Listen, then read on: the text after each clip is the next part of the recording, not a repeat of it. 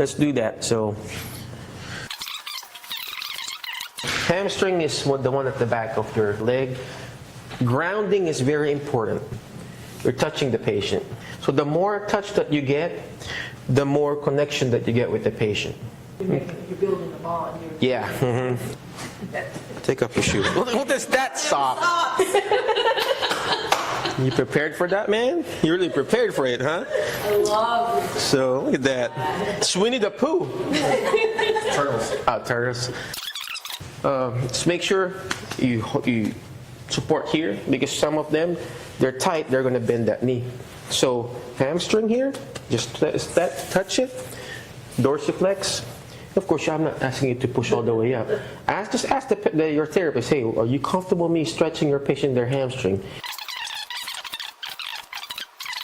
So we call it PJM or manual stuff, but just the stretching, hamstring stretches.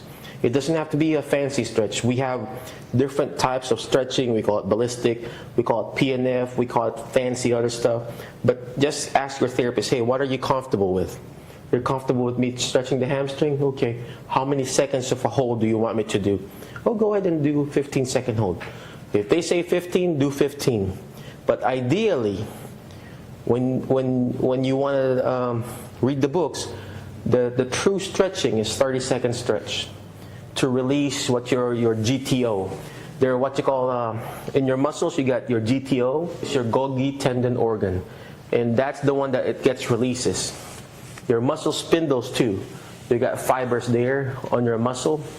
If it's, your muscles are just like a hair, your hair. If you got knots in your hair, it's going to be harder to stretch. It's going to be harder to comb when you have knots in your hair. Well, same thing with your muscles. All right? And just tell them, hey, relax, just let me stretch you. All right? So, hamstring. That's SLR. Straight leg racing, hamstring. Okay? The next thing that they're going to tell you, hey, do KTC, or single knee to chest. Single because Matt is single. You know? Single because it's single knee to chest. So you're stretching. You're stretching the glutes here. So you're holding it.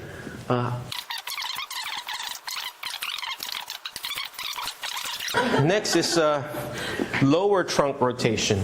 You're rotating left and right. You're supporting here, of course, with proper hand placement. Making sure their back is. Yeah. So, yeah, stretching there. And then you're holding it for good 10, 20, 30 seconds. Ideally, like what I said, it has to be 20 to 30 seconds. I'm dynamic. I'm doing this. I'm finding spots. Oh, that's a spot. That's a sore spot, Dr. Mike.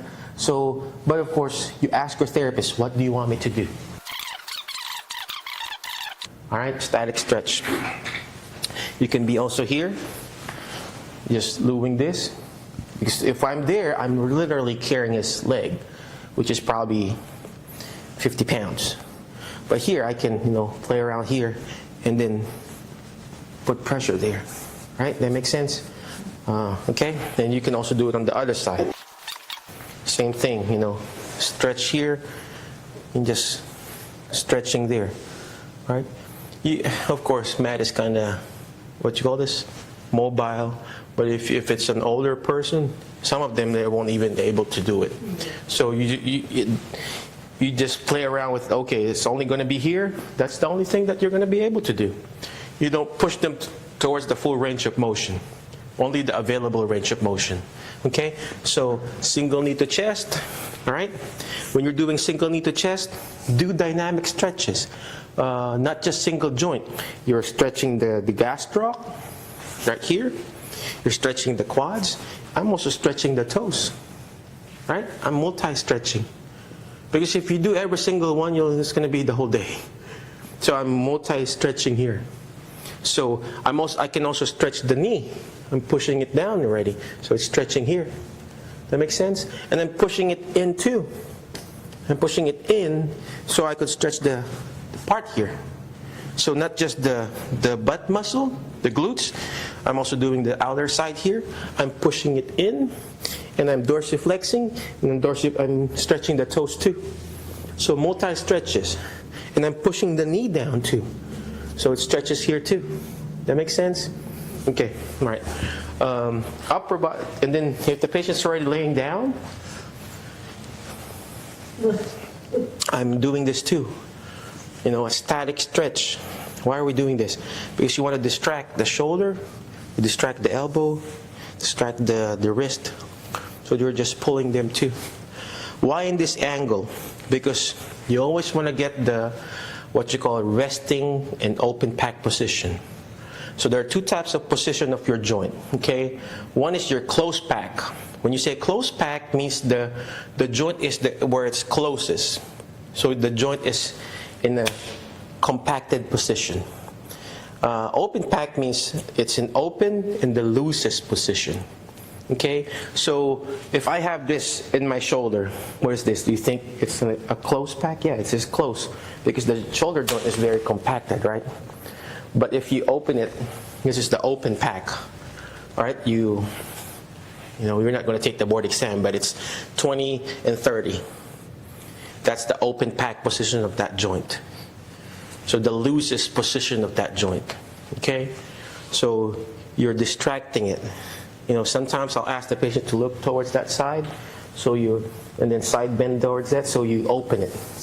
Remember, when it's compacted, when it's compressed, when everything is compressed, the neck is compressed, there's no nerve flow, there's no arterial flow, there's no venous flow, and worse, there's no lymph flow, the fluid flow. But if you open it, right, it's open, you got more flow. That makes sense? Right. And then you put the hand behind here. Distract and stretch, distract and stretch, distract and stretch. Okay? You can also pull it towards there. So you're stretching the lats too. Okay? Alright, go ahead and sit up, Matt. For the back, alright, we also stretch the neck. You rotate. So me, like what I say, I want to play with the joint. I'm not asking you to play with the joint. Just steady stretch, right? Steady stretch for you guys, okay? So same thing with the opposite side. You know, proper body mechanic is very important, especially with man. It's a big guy, right? So if I was there, it's going to be harder for me to move the head around. See, if it's there, see, it's harder for my hand placement. So proper body mechanics, you don't want to lose that. So position yourself, stretching, rotate, okay? Another thing that you can do when they're sitting like this, sitting in a chair, distraction again, distraction, shoulder stretches. This is your tricep stretch, right? I'm moving here, I'm moving the scapula, I'm going to the middle part of the scapula too, all right? And then towards this side, I'm rotating them. Not just the shoulder. Man, why did I choose you as a subject? Short of breath already, man. So I need to be here. So you rotate it there. You find the spot. Right? You find that spot. The scapular area. And that way you're moving that too. You're moving that scapular area. That make sense? Okay. What else? Trunk rotation. You're doing trunk rotation. So you're helping that spine to move around. Okay? That make sense? We put the heating pack here. So when the patient is laying down in supine, we have the heat pack there. So they have heat on their back, and then while we're stretching, remember the goal, we take care of the patient. If the patient is happy, you're happy, the therapist is happy, we're all good, right? Oh, put the patient in prone. And I put a pillow underneath their feet. So, and then of course, not yet, Mrs. Smith. You're ruining your makeup. I'm going to put a makeup on our thing, so yeah, whatever. So, yeah, that's what he wants. So you can push the patients in their spine. So just push it down, just give them some relief. You know. Of course, right now I'm just pushing because I just want to push Matt. But just okay. I'm just pushing you, Miss Smith. Relieve that pain on your thoracic area and on your low back. That's it, right? And then next, you ask the patient here. If they can't do it, of course, you ask your therapist. And then you just ask them to lower this shoulder down. Why are we doing this? Because most of them, they can't even reach their low back. And then you just lower this down. And then along the way, you'll figure out where to press. For me, I would press somewhere in the scapular area here. And just pushing it down like that. Okay? That way you're mobilizing that shoulder joint. Quad stretch and psoas stretch, or the front part here. What I really want to do is I move it out to open the hip. Because if it's like that, it's already tight, right? So you open it out, and most of them, they can't even open out. They can't do external rotation. And then from here, kind of stretch, so he's tight, right? And then again, grounding. One hand needs to be touching the person. Not here, but somewhere here. So you're releasing the lumbar area.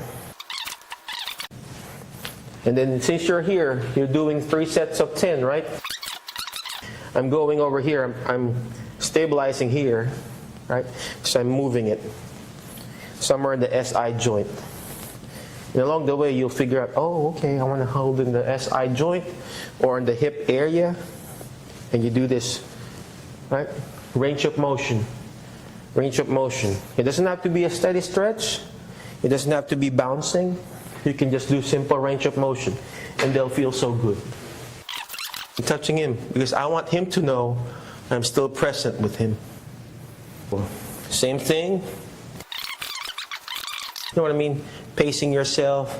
3, 5, 4, 3, 2, and 1. So another thing, rotation on the foot, rotation, right?